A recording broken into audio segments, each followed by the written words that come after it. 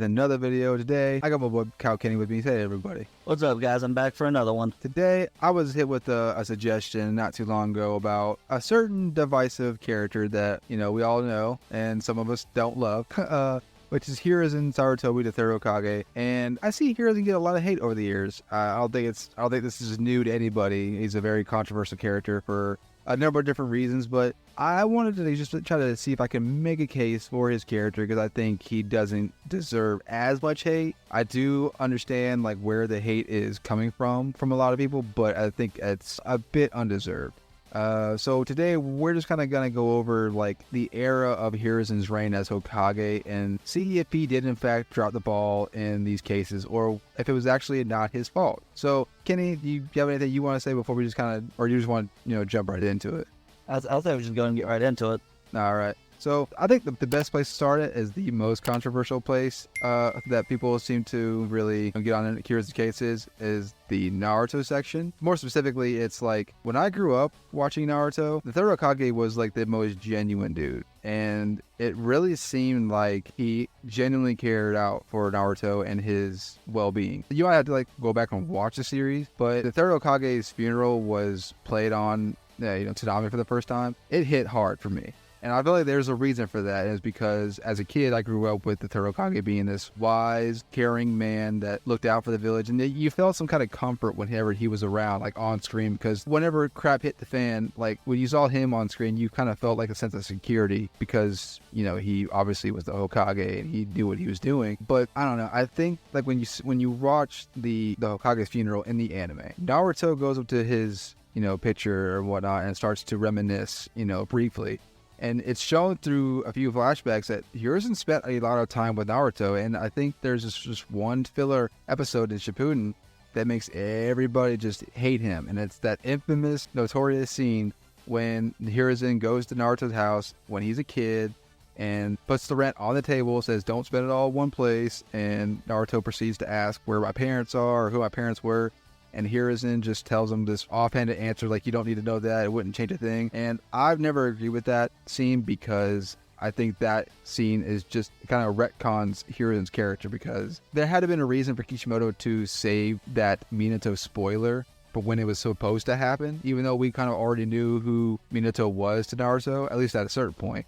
So I feel that was supposed to happen. Kenny, you want to say that? I've been rambling on. I feel with I think it's an age thing, right? So we were growing up watching Naruto. We're young. I don't think we really dove deep into how Naruto was as a kid. Not having food, not having money. You know what I'm saying? Yeah. So we kind of just seen Hiruzen as this loving grandpa of a character towards Naruto. We ain't worried about bills. We 8 years old. You know what I'm saying? Yeah. Yeah, true. So I think that's why as we're getting older, we're starting to see just how much he wasn't there the way he should have been. Yeah. I do agree that I feel like that Shippuden episode's kind of trash on Hiruzen's part. I don't feel like he would have been like that. I feel like he would have told Naruto, "Your parents were heroes." Something. Yeah. I'll have been like, "That's none of your business." Yeah, that's what I'm saying. That's just not the character they portrayed in the first part of the series. Yeah, I could totally see Hiruzen saying something like that. I think that's what he should have said. They could have said they died in the Nine Tails attack, which is true. And it said they were heroes, which is true. He didn't have to lie. I mean, yeah, it'd be kind of lying by omission in a way, but still, he would have said something more genuine than just why would you need to know that? When I first heard that, I hated Hiruzen. I'm not gonna lie, I was what the heck? But then I thought about it, I was this is not the same character. I think that's what confused me. I was who is this guy? This is not the same Hiruzen that I know from part one. And so the Hiruzen you get from part one, at the funeral, all the kids had memories of Hiruzen. Coming up, talking to him, being that grandpa figure. Yeah. Well, that's not something you even see out of the Tsunade whenever she's there. She doesn't take time to go really go play with the kids or nothing like that. Yeah. That's something Hiruzen.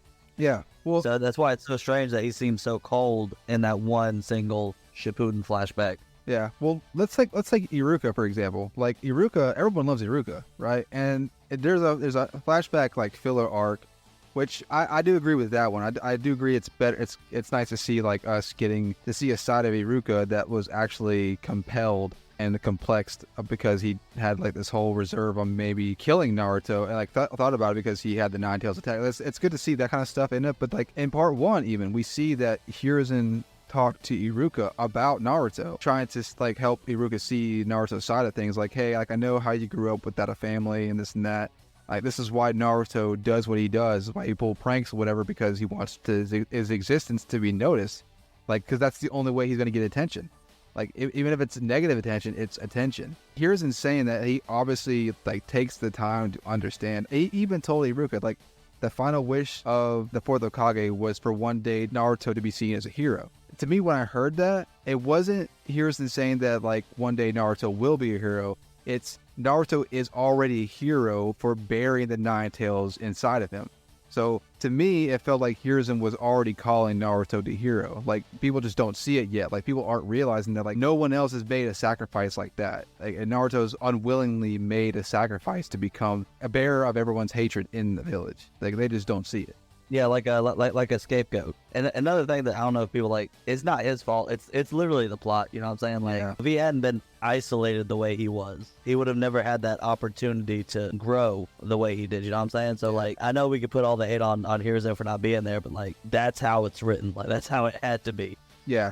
I mean, you kind of have to be objective as the Hokage. You have to understand how everyone feels. And most of the people in the village, say for like maybe 6 people max, were all hating Naruto. Like, they were constantly just detested by Naruto. So it's one of those things where you kind of have to like look at everyone's perspective. Like, obviously Hiruzen's going to defend Naruto from anybody who tries to like actually hurt him because of some stupid, like, that's stupid, I guess. It's understandable why they're mad, but to be mad at Naruto, to be mad at a kid who had nothing to do, who doesn't even know who the Nine Tails is inside of him.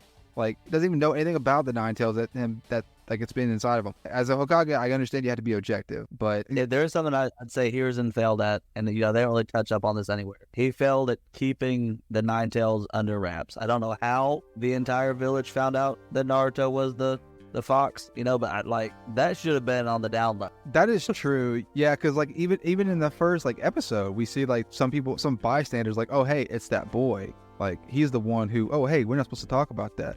Yeah, like, I don't say, yeah, that is true. That's a big deal. That whole Nine Tails attack, because everyone knew that Kushina was the Nine Tails Jinchuriki before Naruto was. Like, she was casually walking around, and that was before the Nine Tails didn't even like run amok. So I don't think anyone was really hating on Kushina because the Nine Tails had never attacked the village prior. So it's like one of those things where an event that big, people are going to start to wonder like where the Nine Tails go. You have to like maintain some security within the village, so they kind of have to tell everybody where the Nine Tails actually is, because if they don't, people are going to start panicking. They could simply say they sealed it though. I don't think they had to specify where it was sealed. You know what I'm saying? Yeah. I guess at some point they may be able to figure it out. But I was going to say there had to be a ton of orphans after that fight. Yeah, I was going to say, like, there's a good chance that Naruto's last name is Uzumaki.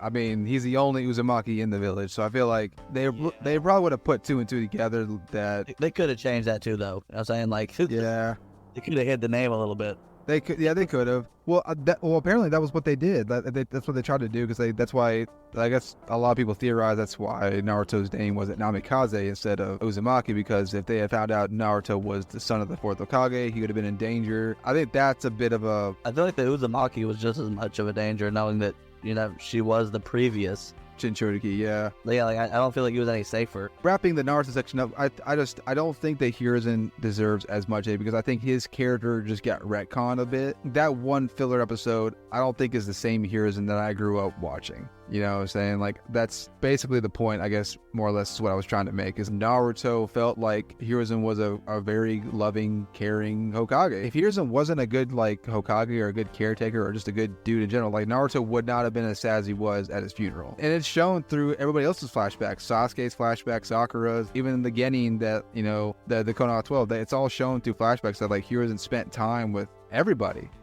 So I think that Hiruzen does get a lot of hate, and I don't think he was that guy towards Naruto that everyone hates. You know what I'm saying? That's just... like the fan base is the one that puts that negative thing on. You know what I'm saying? Like, the village itself didn't even remotely have a negative view towards Hiruzen. Yeah. He was the god of shinobi. Yeah. Like... I mean, as soon as he walked around the village, like, oh my god, it's Lord Hokage. So like going on, like transitioning to Naruto, a lot of other things that people don't, and the fan base don't really harp on this section, but I know like people in the village do. And that was the whole third great ninja war. Hiruzen kind of getting backed into a corner, and effectively ending the war through a peace treaty. And a lot of people in the village were like hating on Hiruzen. Like, it's a freaking great ninja war. You know, it's one of those things where like so many people had already died. So like, why continue this if there's a chance that we can just... I feel like it's impressive he was able to get them to sign a peace treaty. Well, according to Onoki, there was a lot of village counselors that were extremely opposed to it. But Onoki's like, y'all, it took one man to defeat 1,000 shinobi that we sent to the front lines. Name dropping Minato. Like, it took the Yellow Flash, took one man to freaking kill 1,000 people, and you still want to go to war. Like, are you kidding me? Like, we're going to lose if we keep going to war. So I think that was another thing that, like, Danto specifically, and a lot of people at the village were upset about, that they could have wiped out the hidden stone, but Hiruzen decided not to, I guess. But I don't know if that was like, if they continued the war, like they would have won, sure, but we still would have lost lives in the process. So maybe he thought that like ultimately winning the war wouldn't be enough of benefit. Yeah, for the extra lives to be lost. So I can understand people getting mad a little bit, but I mean, it's like one of those things where like, if my dad's going to war, like, and there's a chance that he can not be sent to war, I want him to take it, you know what I'm saying? Like, I don't want him going off to fight. That's just how I look at it. And like, there's the family members, you know, of the village, like they have a chance to not die. So like, why not take that chance? I think that's what Hiruzen's mindset was. So I gotta go off base for a second here, because I can't get this out of my head just thinking about it. So, you know, Minato was an absolute threat. You know what I'm saying? Like, yeah. Top dog. I hate how dirty they did him in the war. Minato? I feel like my guy should have thrown up. Yeah, like losing arms, losing legs, just getting beat to death during the fourth war. Oh, yeah. Yeah. I feel like I really wanted him to show up and go toe-to-toe with Madara. Just throw hands. That would have been pretty cool to see if he had like to do that. Like, but like obviously Madara pre Ten Tails Jinchuriki, like that would have been kind of cool to see. Just base. Yeah. That would have been, you know, just hand to hand, just on par. Yeah, would have been sick. That would have been cool. Cause like, and we did not get that. Cause like, I mean, the Stone Village put out a fleet on sight on Minato. That said, like, if you saw this man, you need to run. To me, I thought that was always crazy. So, yeah. Like, I mean, he was an absolute threat. Yeah. And then he really just went really under par for me in the fourth war. Yeah. I wanted to see a lot more of him. Yeah. To be fair, being a meat shield. To be fair, there was a different class at this period. He got thrown into a hard one. Yeah, he did. Okay, so the next section we'll go on to is the, I guess we can talk about the Itachi Uchiha and the Uchiha Clan massacre, because that is a very, like, I think that's just as controversial as the whole Naruto section. This one, I think this is just as tricky because there's a whole lot of politics involved, right? And like I said before, getting into the being Hokage, you have to be objective. You have to be objective. In a situation like this, and to be fair, Tobirama got thrusted into a huge predicament already, because the Uchiha clan were already suspicious of the Leaf's higher-ups when Tobirama had inconspicuously moved the Uchiha clan district to the outskirts of the village so that they could keep a closer eye on them. So like, the Uchiha clan was already very weary of the Leaf's higher-ups because of that. So automatically they're already going to assume that Hiruzen's going to be pro-Senju and anti-Uchiha. Now that obviously wasn't the case, because I told Kenny this, you know, a lot of you may forget because it's easy to overlook when you're hating on Hiruzen so much. Hiruzen spoke up for the Uchiha clan almost every single time that Danzo or the counselors were proposing some shady act towards the clan. Like, Hiruzen was always the one to oppose, like, hey, they're our friends, they're our comrades. Y'all are making this whole thing into a civil war already by overthinking over pretty much. Just by talking about it. Yeah, so like obviously like Hiruzen was thrusted into a rock and a hard place essentially right out the bat. So add on to that, you have the Nine Tails attack that was caused by another Uchiha, and then the counselors already being suspicious of the Uchiha clan because of that. You don't have an easy time on your hands. Like, and it's not just the counselors, you have basically the rest of the village skeptical of the Uchiha clan. So again, as the Hokage, you can't take a 100% side on, you know, of the situation. You have to like be as objective as possible. So if I'm running the village and I see like 90% of the village hating on the other 10%, like, obviously I'm going to speak up for the 10%, but there is a reason why that whole 90% is skeptical or weary of that 10%. I feel like he made the only decision he really could. You know what I'm saying? Like, you're coming. There's already heat between them before the attack, right? You lose your fourth Hokage in the Nine Tail fight. Your village is damaged. You know, you're weakened internally, and then you're hearing about the Uchiha having a potential uprising. Yeah. and this is not a time for a civil war. Yeah. You're still probably recovering from the attack. Like, because, I mean, Sasuke's probably, what, 5, 6-ish? When the Nine Tails attack? No, like, for whenever the Uchiha got wiped out. Yeah, there's like around at least like 8 or 9. Yeah, so, I mean, they weren't old. Yeah. And I don't know how long it would take the village to recover, but I would assume it'd take a little while. I was about to say, like... They ain't got the machines we got, you know what I'm saying? Yeah, for real. Well, you see how long it took for them to rebuild after the Pain Assault. So, yeah, like, something like the Nine Tails attack, it's just as bad. Like you said, like, they lost their Hokage, who literally just was inducted in, like, maybe a year prior. So, and it's implied that if Minato would have had like a reasonable understanding and may have like had a better chance of stopping the coup before it happened. I think it might have been because like maybe Minato's popularity would have maybe exceeded Hiruzen's by a slight margin, because Minato's very... Even though Minato already said, like, there are some who didn't agree with him being Hokage, and I don't know if he meant that as the Uchiha Clan or if that was just people in general, but he did openly say in the Anbu Kakashi backstory, like, there are some people in the village that don't think I'm the best choice to be Hokage. In the Fourth War, he does kind of mention that, like, if he'd have been alive, that he probably could have stopped the coup in a different way. I can't see Minato making the same call because of Minato as a person. Yeah. But I don't know what he could have done to, avoid the Civil War had it come to that point. Yeah. So, like, Hiruzen, like you said, I feel like he just kind of made the best call. Yeah, I think he did the best he could in that situation. Now, for the village's sake, Now, to be fair to the people who are kind of, like, still hating on Hiruzen, like, I do agree that, like, maybe Hiruzen could have... Well, because I've talked about this before with somebody that we don't know what the conversation, because it is implied that Hiruzen did try to compromise with the Uchiha Clan. Like, he did try to talk to them. We're never really privy to those conversations. We don't know what transpired in those conversations, like what those conversations were about, what they led to. They obviously didn't go so well because the massacre still happened. Like, we don't know what kind of compromise that Hiruzen tried to make. I guess the situation was at least bad enough to where Itachi also felt it was necessary to wipe out the clan. You know what I'm saying? Like, he could have easily gone back to the clan and been like, hey, they're wanting to do this. We need to strike now. Yeah. You know what I'm saying? Yeah. Instead, he's like, nah, y'all right. We need to kill these guys. Yeah.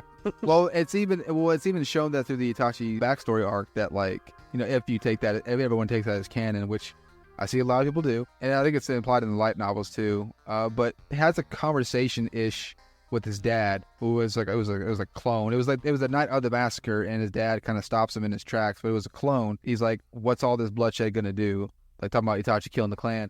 And well, it's implied, like, before this, Fugaku kind of showed Itachi what he was planning to do with the coup, which was take Naruto, kill him, practically, set the Nine Tails loose, and destroy the village. And Itachi straight up showed Fugaku a different path. He showed him through a genjutsu what he felt like the future of the Uchiha clan could be, and it was Sasuke. Like, Sasuke was the future of the clan. So it's one of those things where, like, Itachi felt like the attack was going to happen one way or the other, and that they were going to use the Nine Tails for it. It wasn't going to be some, like, the Uchiha clan, revolts on their own. They were going to, first of all, kill a kid who just happened to be the son of the last Hokage, and then set loose the Nine Tails on the entire village just to take control. And who knows what that would have attributed to, like, as far as the other villages taking... I don't think they could have fought back the Nine Tails with the attack force they had. Like, no. Now with the Uchiha Clan... That's one of their Sharingans were stronger than I thought they were. Well, if you get... I guess Fugaku... Well, now. Well, if you take, like I said, if you take the but the backstory of Itachi's arc seriously, then Fugaku had the Manku Sharingan, so that probably, like, they were counting on Fugaku to be able to control the Nine Tails. Like, it's kind of implied that, like, Fugaku's, like, relative to Minato, so that's, like, probably where we get to that. Like, he probably would be the only one strong enough, besides maybe Shishui or Itachi, to control the Nine Tails. So it's still kind of a guess. Yeah, I gotta agree. It's a good thing they got wiped out. I gotta go with it. Again, it's like the Hiruzen case. Like, I think Fugaku had his reservations on the coup, but it's like the rest of the clan was wanting it. Now, I do agree that Hiruzen could have had a backbone to some extent about Danzo and the other counselors, because I do think he's kind of like, he spoke up for the Uchiha clan, but then he kind of just rolled over when things got dicey. So I do feel like he could have, like, threatened Danzo, like, hey, shut your mouth, because I'm not having this.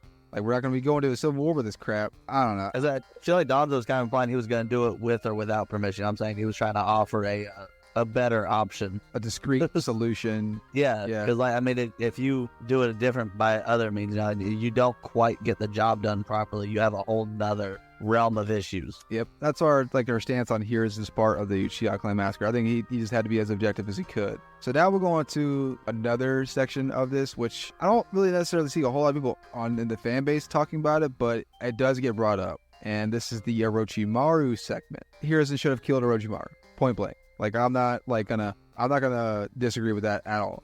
But if we were in Hiruzen's shoes at the very moment, even if we, okay, so yeah, you gotta put yourself in Hiruzen's shoes, right? Orochimaru, as a kid, his parents were killed at a very young age. So you would take this kid who's an orphan, who seems like he's a bit of an introvert, and you try to do your best to raise him, because that's what you're doing essentially. You are raising this kid.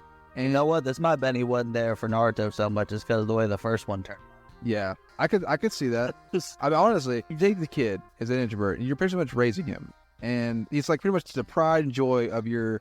I mean, I know Hiruzen already had a son, but like still, like my point is like it's implied through flashbacks that Hiruzen and Orochimaru had like a good relationship, because Hiruzen was always impressed by Orochimaru, his ability, his tactical skills, his genius overall. So it's implied that like Hiruzen felt, you know, strongly for Orochimaru as a student, which is evident by the mere fact that when Hiruzen finally does make the resolve to kill him, he's torn by it. You can see in the Hiruzen fight with Orochimaru in part 1 that Hiruzen is torn by having to fight his former student. So there's obviously got to be like a good relationship there. And so when he finds that Orochimaru is actually built the one behind all these human experiments and, you know, killing and kidnapping, it's one of those things where like you don't even realize that it's true. You're standing there like you don't even realize what's actually happening until like it's already done.